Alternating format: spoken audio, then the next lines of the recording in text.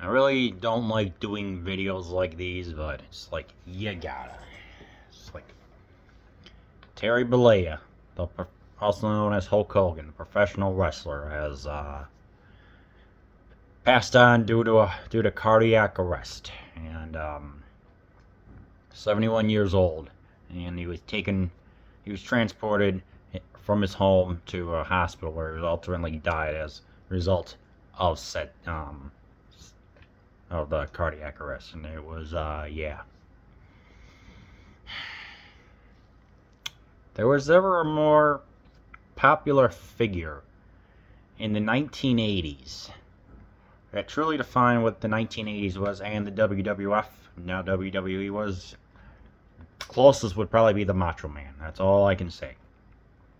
True, I mean, just the red bandana and the yellow mustache. And yes, I have this mustache as a tribute to the character. Okay? Not the man behind the gimmick, alright? We're celebrating that for the gimmick, the character.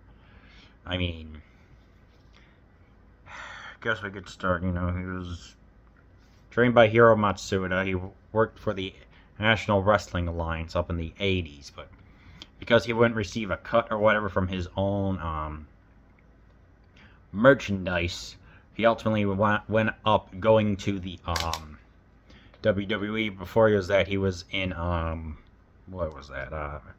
Rocky 3 with Sylvester Stallone, where he portrayed Thunderlips. He headlined what was that? The first 8 WrestleManias. That is, and the first SummerSlam as well. The first one with what was that? First one was with Mr. Perfect, Cowboy Bob Orton, Roddy Piper, and Mr. T, and Muhammad Ali as the was he the guest timekeeper or the referee? I mean, if that doesn't scream like star power that could truly never be replicated, I don't know what is. Mania 2, he had a steel cage match against King Kong Bundy. Mania 3, where he famously slammed Andre the Giant in the Pontiac Silverdome. Mania 4, where he faced against Macho Man in a tournament.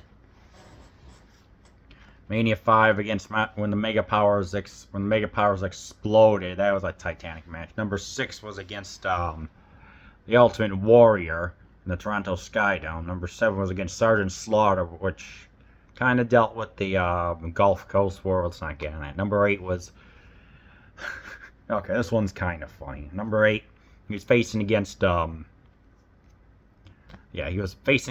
Justice, and there was this one wrestler that's supposed to come out named Papa Shango and help break up the pinfall. But because the Charles Wright, the guy portraying Papa Shango, missed his cue, Sid Justice had to kick out of the leg drop. Supposed to make it the first time since, what was that, 1980, 81 that the leg drop was kicked out of. So the Ultimate Warrior came out and sent the fans home happy until they realized what just happened. Mania 9, he won a match against Yokozuna, and just look that one up. But yeah, it's like, then he went to WCW, where he was there for a while and gave the WWF some competition because he was just getting tired. I think I forgot the reason why he left the WWE, but yeah, what was that? By Mania 10, he was gone. So, he wrestled for the WCW, had World Championship Wrestling, had a ticket taper parade, confetti and everything, and they're like, oh yeah, we got the greatest wrestler of all time here. And then it was Bash at the Beach 1996, where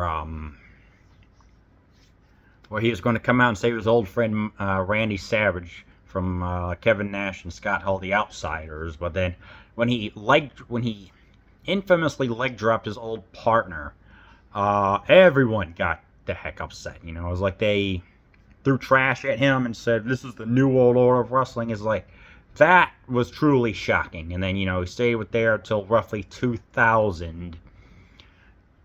Came back in 2002 to a legendary ovation. Had a good run there. Had a pretty bloody match against Vince McMahon at Mania 19. Go check that one out.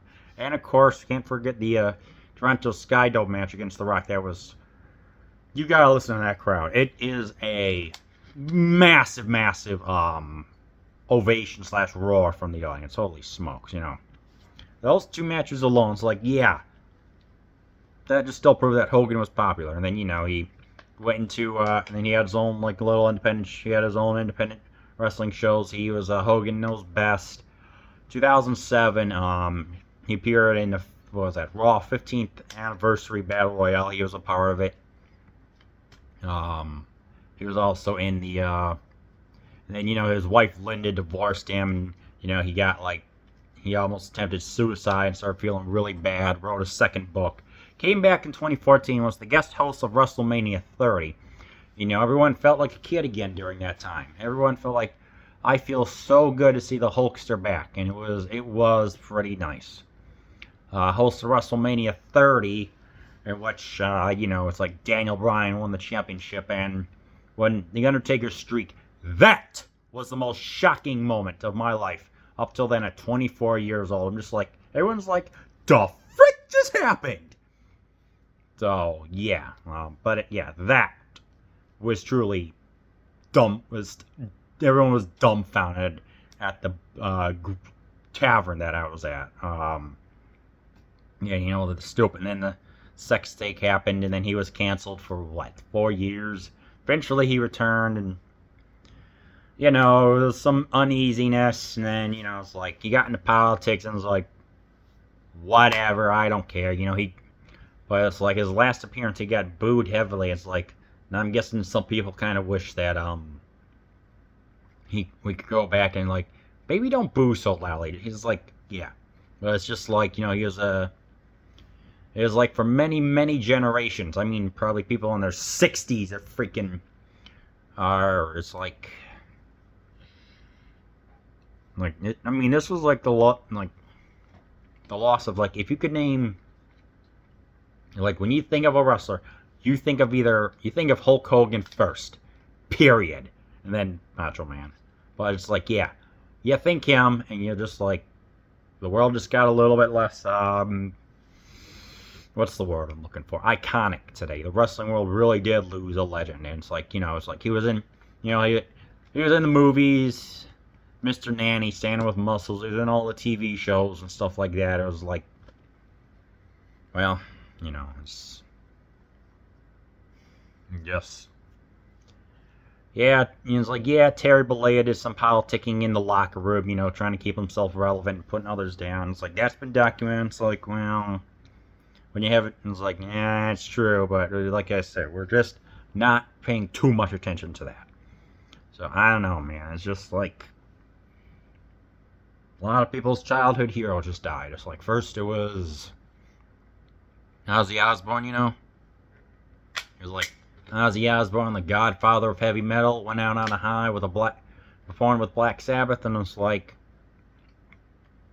Hulk Hogan died, and it's like, and I know to a lot of people, they feel like a little piece of America died as well. It's like, for me, it's like, the wrestler that I watched in WCW in 2002, it's just like, well, you know, he's up there, he's teaming with, he's teaming with the Macho Man, they're going against Roddy Piper, and Mr. Wonderful Paul Orndorff, you know, it's like, I'm sorry, it's just, and with Andre the Giant as, like, the special guest referee. Oh, I don't know, man. I don't know. I mean, it's like, this week's been rough, you know. There's also that guy, Malcolm Jamar from, what was it? Cosby Show also passed on. It's like, Jesus. Like, jeez, oh, Pete, you know. I don't know, brother. So, I don't know. Interesting fact. Yeah. He went to Japan and he proclaimed that, what was that? The NJPW title was the number one, the Ichiban title in the world. He actually, yeah, his wrestling style was different. You know, a lot more. It was like a lot more strong style. Like, yeah, go check out Hulk Hogan wrestling in Japan. It's going to be him versus Genichiro Tenryo.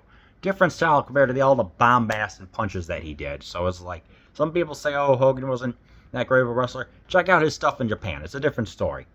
You know, so, I don't know, I guess, you know, he had the real American beer, which is whatever.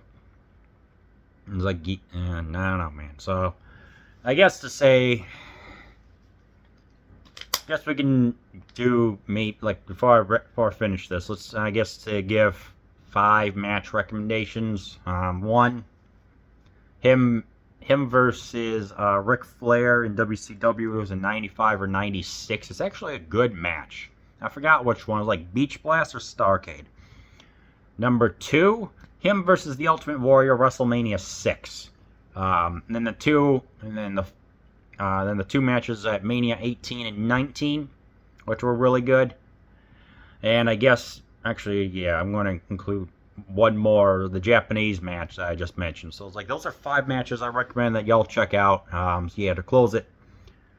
Well, it's like, that ain't going to work for me, brother. Well, let me tell you something, brother. With all my Hulkamaniacs, Andre the Giant doesn't stand a chance. So I'm going to ask, what you gonna do when Hulkamania runs wild on you? Wrestle in peace, man. Wrestle in peace.